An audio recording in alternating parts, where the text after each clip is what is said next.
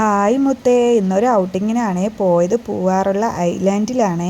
ബോട്ടിൽ ഒരുപാട് നേരം എൻജോയ് ചെയ്യാൻ പറ്റിയ സ്ഥലമാണ്. 2 മണിക്കൂറത്തെ യാത്രയാണ്.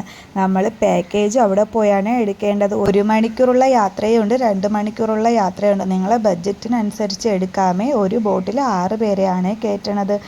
ഒരുപാട് ക്യാഷ് ഒന്നും ആവത്തില്ല കേട്ടോ. ഫോറസ്റ്റ് കാടിലൂടെയാണ് ആദ്യത്തെ ബോട്ട് യാത്ര. കുറച്ചു ദൂരം പോകുമ്പോൾ തന്നെ റൂം സ്റ്റേ ഉള്ളതും റെസ്റ്റോറൻ്റൊക്കെ കാണാൻ കേട്ടോ. നമ്മൾ റെസ്റ്റോറൻറ്റിൽ കയറി ചായയൊക്കെ കുടിച്ചായിരുന്നു.